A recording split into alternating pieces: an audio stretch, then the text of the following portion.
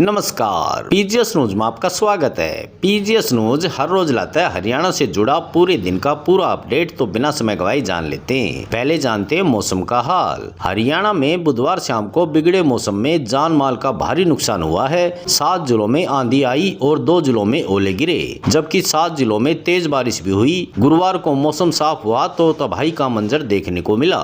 बीती शाम पानीपत में आई आंधी में बड़ी संख्या में पेड़ और बिजली के खंभे गिरे हैं, जिससे देर रात तक कई इलाकों की बिजली गुल रही। एक खंभा कार पर गिरा, जिससे कार टूट गई। वहीं जीटी रोड पर टोल प्लाजा की छत उड़ गई। इसके अलावा कच्चा कैंप में एक्टिवा पर जा रही वर्धा और उसके दोहते पर ग्रिल गिर गई, जिससे वर्धा की मौत हो गई, जबकि दोहता घायल है। इसके अलावा एक महिला समेत 5 अन्य लोग भी आंधी में घायल हुए हैं। मौसम विज्ञान विभाग केंद्र चंडीगढ़ ने आज 14 जिलों में लू का ऑरेंज अलर्ट जारी किया है। 4 जिलों में येलो अलर्ट और 4 जिलों में ग्रीन जोन में रखा है। प्रदेश का तापमान 45 डिग्री सेल्सियस से अधिक पहुंच चुका है। लू के अलर्ट को देखते हुए हरियाणा के 6 जिलों के स्कूलों का टाइम भी बदला गया है। आगे समाचारों में, हरियाणा में अब उपमंडल अधिकारी, नागरिक एसडीएम और सिटी मजिस्ट्रेट सीटीएम भी वाहनों के चालान काट सकेंगे। प्रदेश सरकार ने ओवरलोड वाहनों के चालान काटने की पावर एसडीएम और सीटीएम को भी दे दी है। प्रदेश सरकार ने सभी एसडीएम व सीटीएम के कार्य अधिकारी में वृद्धि करते हुए आदेश जारी कर दिए हैं। बुधवार को परिवहन आयुक्त की ओर से इस संबंध में अधिसूचना जारी कर दी गई है। अब दोनों अधिकारी अपने काम के अलावा वाहनों के चालान भी काट सकेंगे।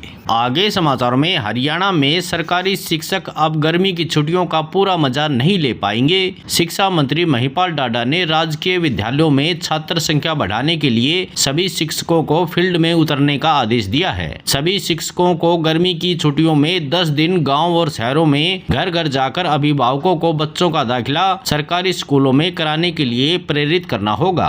आगे समाचारों में, रोहतक में बुधवार को राष्ट्रीय खेलों के पदक विजेता और प्रतिभागी खिलाड़ियों के सम्मान में होने वाला समारोह अचानक स्थगित कर दिया गया। प्रदेश स्तरीय सम्मान समारोह के लिए केवल 40% खिलाड़ियों ने ही रजिस्ट्रेशन कराया है। 60% खिलाड़ियों का रजिस्ट्रेशन नहीं होने की वजह से समारोह नहीं हो पाया। अब अगले महीने रोहतक में ही सम्मान समारोह आयोजित किया जाएगा। आगे समाचारों में, हरियाणा में संचालित खेल नर्सरियों में अब किसी तरह की गड़बड़ी नहीं हो सकेगी। नर्सरियों में ट्रेनिंग लेने वाले खिलाड़ियों के साथ साथ उनके कोच की बायोमेट्रिक हाजिरी लगेगी। इसके लिए खेल विभाग ने विभिन्न कंपनियों से बातचीत शुरू कर दी है। साथ ही कोच के मानदेय व खिलाड़ियों की डाइट मनी में बढ़ोतरी करने का निर्णय लिया गया है। हरियाणा के खेल राज्य मंत्री गौरव गौतम के इस प्रस्ताव को जल्दी ही मंजूरी मिलने की संभावना है। आगे समाचारों में, हरियाणा में भाजपा ने सरकार और संगठन के बीच तालमेल बढ़ाने की कार्य योजना तैयार की है। राज्य सरकार के मंत्रियों को जहां भाजपा के जिला कार्यालयों में नियमित रूप से बैठने के निर्देश दिए गए हैं, वहीं विधायकों को पार्टी कार्यालयों में कार्यकर्ताओं व जनता से मिलकर संवाद करने को कहा गया है। मंत्रियों व विधायकों में भी तालमेल बढ़ाने के निर्देश पार्टी के शीर्ष नेताओं ने दिए हैं। विधायक इस बात से नाराज है कि मंत्री बिना बताए उनके जिलों में आ जाते हैं। जिला अध्यक्षों को भी मंत्रियों के कार्यक्रमों की जानकारी नहीं होती।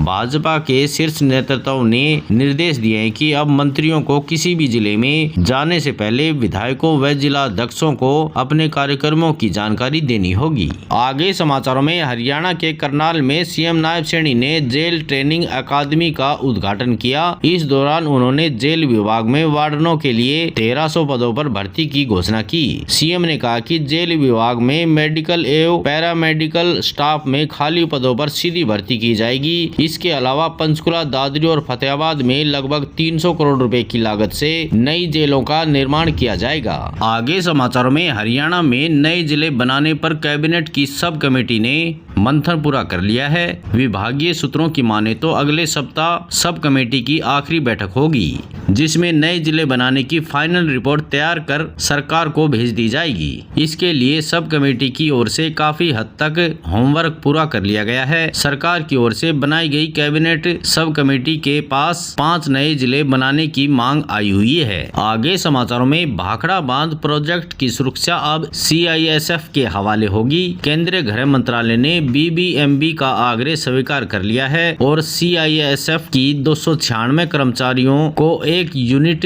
मंजूर की है। CISF ने BBMB को पत्र भेजकर 8.59 करोड़ रुपए चालू वित्त वर्ष के लिए लिए जमा कराने को कहा है। साथ ही कहा है कि रिहायश और परिवहन वगैरह का इंतजाम भी किया जाए।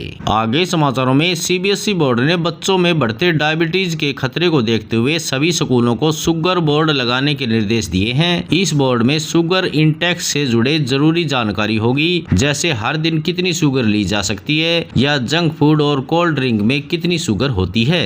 इसी के साथ इन बोर्ड के जरिए उन हेल्थ बीमारियों के बारे में बताना होगा जो ज्यादा शुगर लेने से होते हैं और शुगर के हेल्दी ऑप्शन क्या हैं। इससे स्टूडेंट अपने खाने को लेकर जागरूक होंगे और लंबे समय तक बीमारियों से दूर रह पाएंगे। सीबीएसई ने यह आदेश भी दिए कि स्टूडेंट को शुगर इंटेक को लेकर जागरूक करने के लिए स्कूलों में वर्कशॉप और सेमिनार्स का आयोजन भी किया जाए। आगे समाचारों में चंडीगढ़ स्थित पंजाब एवं हरियाणा हाईकोर्ट को बम से उड़ाने की धमकी मिली है। यह धमकी 11:30 पर मेल भेजकर दी गई। इसके तुरंत बाद कोर्ट रूम खाली करा दिया गया। वहीं वकील भी चैम्बर से बाहर निकल आए। इसके बाद चंडीगढ़ पुलिस की टीमें जांच के लिए पहुंची। बम और डॉग स्क्वाड से खाली किए हाईकोर्ट परिसर की जांच कराई जा रही है। फिलहाल कोई संदिग्ध वस्तु नहीं मिली है।